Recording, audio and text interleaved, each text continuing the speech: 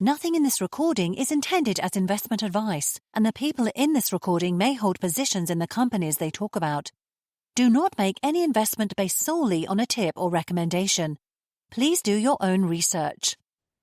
Hello and welcome to Share Talk. Today I'm joined by Rick Guiney, who's CEO at MicroSalt. How are you today, Rick? I'm doing excellent today, Zach. How are you?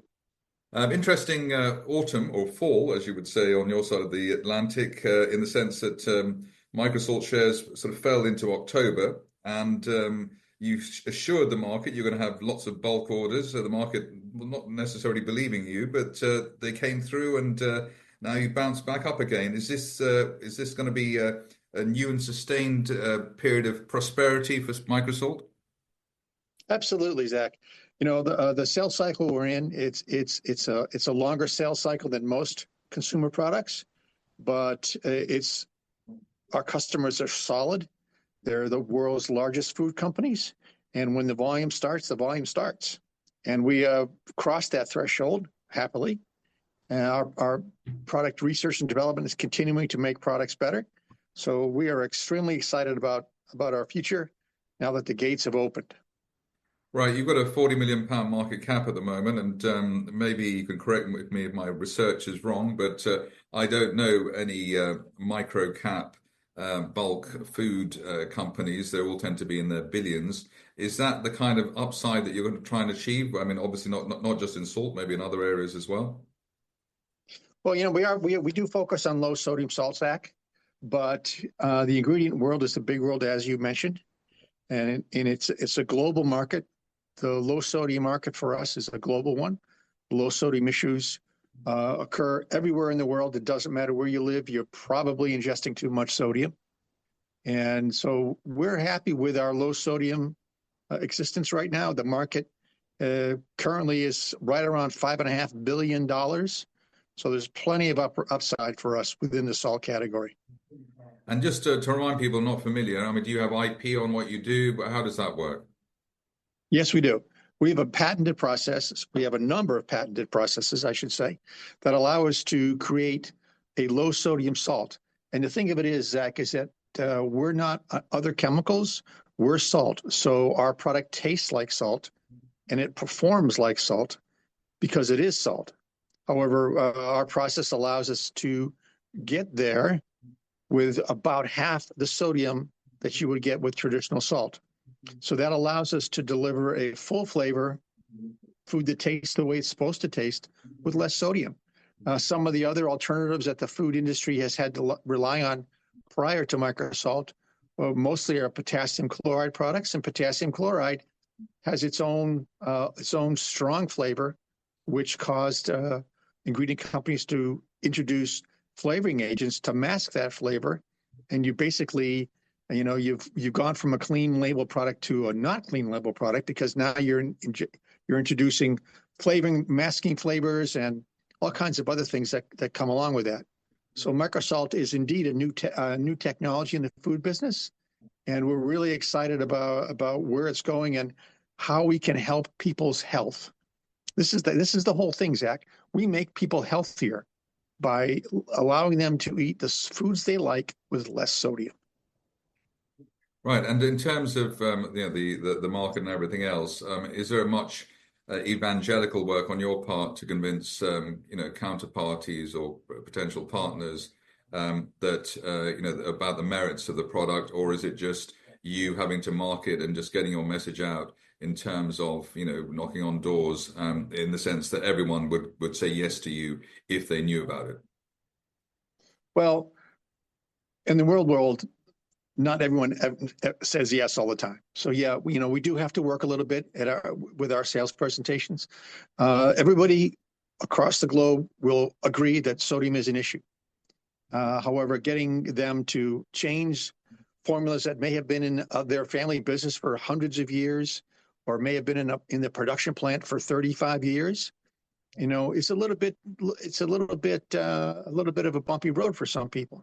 So it's not that the market just says, okay, Rick, we're going to buy your stuff. It's they agree that our concept is correct, and they certainly welcome us in. And we work with those food engineers. We work with those companies that need help getting around the corner to the new technology. It's kind of like, when we all switched from dial-up modems to wireless, it was a bit of a bumpy road. And you still find people that want you to dial in or send a fax. So that's the kind of thing that we face. Right. I mean, one of the better RNSs that you put out this year, and was almost like a year-end review, was the patent approval in China, Mexico, and Australia. Doesn't that underline that you really do have a global patent portfolio, and that it's the whole world is your addressable market? Yes, it does. And the WHO has supported the low sodium across the globe with its resolution. They have resolved to try to reduce sodium by 30% across the globe by 2025.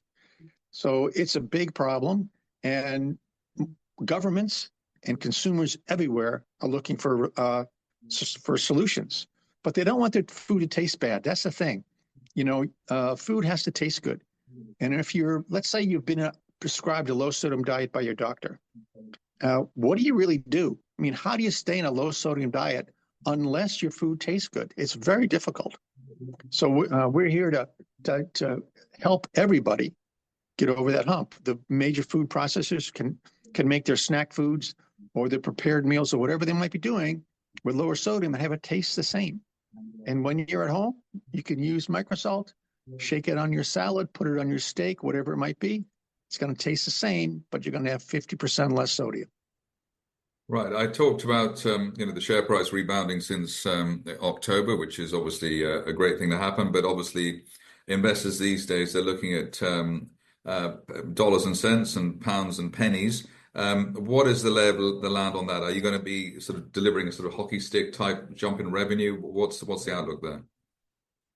Yes, that's a good way to put it, because once you start with these major food companies, it's nothing but upside, because they make more than one product, and why would they have more than one salt vendor? So as you start with, let's say, product XYZ in geography 1, it makes no sense not to expand that across your entire product portfolio. And that's where we are now with some of these companies that we've started, and now we're being expanded across their entire product offerings, whether it be in Poland or Spain or China. It doesn't really matter. Luckily for us, salt is a base product that has an extended shelf life, so we don't have to worry about the traditional supply chain issues that haunt most of the food business. And just finally, if you do get a sort of a torrent of orders early in 2025, are you able to cope? Do you have the capacity to cope with a potential jump in orders? Yes, absolutely. This isn't a surprise to us. We've been working hard on this for a number of years.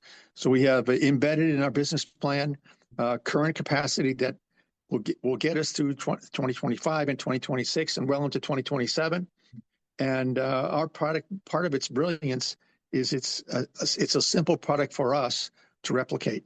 So we can take our production and build a plant in Poland or in South Africa or in Singapore, wherever the volume may be. Well, we look forward to your orders, more orders, and more good news from your company. In the meantime, Rick Guiney, CEO at MicroSalt, thank you very much indeed. Thank you, Zach.